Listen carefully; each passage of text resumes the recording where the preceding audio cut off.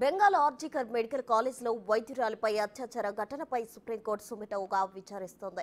నిందితుడి పూర్తి మెడికల్ రిపోర్టును కోర్టులో సమర్పించాలని బెంగాల్ ప్రభుత్వాన్ని ఆదేశించింది. మరోవైపు సమ్మె చేస్తున్న వైద్యులను విధుల్లోకి చేరాలని సూచించింది. వారిపై ఎలాంటి చర్యలు తీసుకోవద్దని అధికారులను ఆదేశించింది. ఈ కేసులో వివాదాస్పదంగా మారిన RG Kar medical college principal Sandeep ఘోష్కు పాలిగ్రాఫ్ టెస్ట్ చేయాలని సిబిఐ నిర్ణయించింది. ఆయనతో పాటు ఈ కేసుతో సంబంధం ఉన్న 4 వైద్యులకు కూడా పరీక్షలు నిర్వహించాలని కోల్కతా ప్రత్యేక కోర్టును అభ్యర్థించింది. సిబిఐ విజ్ఞప్తికి కోర్టు అనుమతించింది. ఇక సమ్మె విరమించాలని సుప్రీం సూచించడంతో ఎయిమ్స్ వైద్యులు వెనక్కి తగ్గినప్పటికీ బెంగాల్ వైద్యులు మాత్రం న్యాయం జరిగేదాకా ఆందోళనలు కొనసాగిస్తామని అంటున్నారు. వైద్యురాలి హత్యాచార ఘటనపై దర్యాప్తు నివేదికను సుప్రీం ధర్మాసనం ముందుంచింది సిబిఐ. అత్యాచార ఘటనపై ప్రభుత్వం కేసు నమోదు చేసిన 5 రోజుల తర్వాత దర్యాప్తును అప్పగించడంతో కేసు విచారణ సిబిఐకి సవాల్గా మారింది. ఘటన జరిగిన ఆసుపత్రికి వెళ్లేసరికి క్రైమ్ సీన్ను మార్చేశారని సుప్రీంకోర్టుకు నివేదించింది సిబిఐ. ఇక బాధితురాలి దహన సంస్కారాలు పూర్తి చేసిన తర్వాత అర్ధరాత్రి దాటాక ఎఫ్ఐఆర్ నమోదు చేశారని కోర్టుకు చెప్పింది. మొదట వైద్యురాలిది ఆత్మహత్య అని కుటుంబ సభ్యులకు సమాచారమిచ్చి కేసును తప్పుదో పట్టించే ప్రయత్నం చేశారని ఆరోపించింది. ఈ ఘటనలో వాస్తవాలను కప్పిపుచ్చుతున్నారని అనుమానించిన బాధితురాలి సహోద్యోగులు, యువ వైద్యులు వీడియోగ్రఫీకి పట్టుబట్టడంతో పోస్టుమార్టంను వీడియో తీశారని సిబిఐ కోర్టుకు వివరించింది. సిబిఐ నివేదికను సిజేఐ చంద్రచూడ్ నేతృత్వంలోని ధర్మాసనం పరిశీలించింది. నివేదికలో విస్తుపోయే నిజాలున్నట్లు గుర్తించిన ధర్మాసనం కోల్కతా పోలీసుల తీరుపై తీవ్ర ఆగ్రహం వ్యక్తం చేసింది. కేసు నమోదులో లోపాలపై పోలీసులకు ప్రశ్నల వర్షం కురిపించింది. బాధితురాలు తీవ్ర గాయాలతో అర్ధనగ్న స్థితిలో విగతజీవిగా పడి ఉంటే ఆమెది అసహజ మరణమని రికార్డుల్లో ఆలస్యంగా నమోదు చేయడం ఏంటని ప్రశ్నించింది.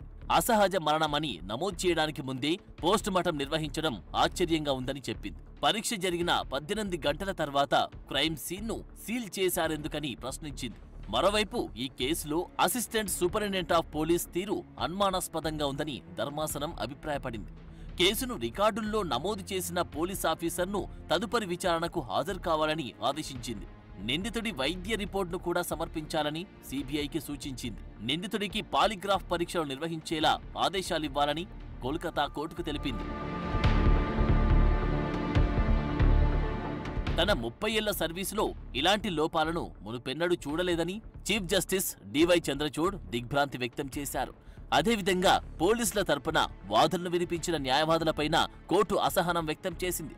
సోషల్ మీడియా తరహా వాదనలు ఇక్కడ చేయొద్దని హెచ్చరించింది. ఇక వైద్యుల భద్రత కోసం ఏర్పాటు చేసిన జాతీయ టాస్క్ ఫోర్స్ కు సూచనలు చేసేందుకు ఓ ప్రత్యేక పోర్టల్ను ఏర్పాటు చేయాలని వైద్యారోగ్య సెక్రటరీకి ఆదేశాలు జారీ చేసింది. వైద్యుల భద్రత కోసం చేపట్టాల్సిన చర్యలకు అన్ని రాష్ట్రాలు, కేంద్రపాలిత ప్రాంతాల అధికారులు, పోలీస్ అధికారులతో చర్చలు జరపాలని సూచించింది. డాక్టర్ల రక్షణపై కేంద్రానికి సుప్రీం పలు కీలక సూచనలు చేసింది. ప్రైవేటు ఆసుపత్రుల్లోనూ యాజమాన్యం సొంతంగా రక్షణ చర్యలు చేపట్టాలని సూచించింది.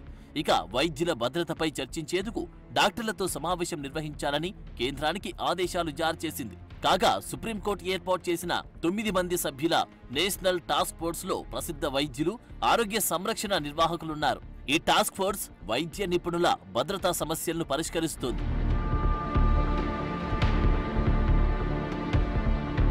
మరోవైపు అత్యాచార ఘటనను నిరసిస్తూ శాంతియుత ఆందోళనలు చేస్తున్న వారిపై ఎలాంటి చర్యలు తీసుకోవద్దని బెంగాల్ ప్రభుత్వాన్ని ఆదేశించింది సుప్రీంకోర్టు.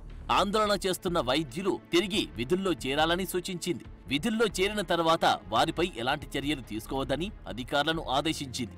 వైద్యులంతా తిరిగి విధుల్లో చేరిన తర్వాత కోర్టు సాధారణ ఉత్తర్వులు జారీ చేస్తుందని తెలిపారు సిజేఐ చంద్రచూడ్. వైద్యుల భద్రతకు చర్యలు తీసుకుంటున్నట్లు సుప్రీంకోర్టు చెప్పడంతో వైద్య సంఘాలు ఆందోళనలు విరమించాయి.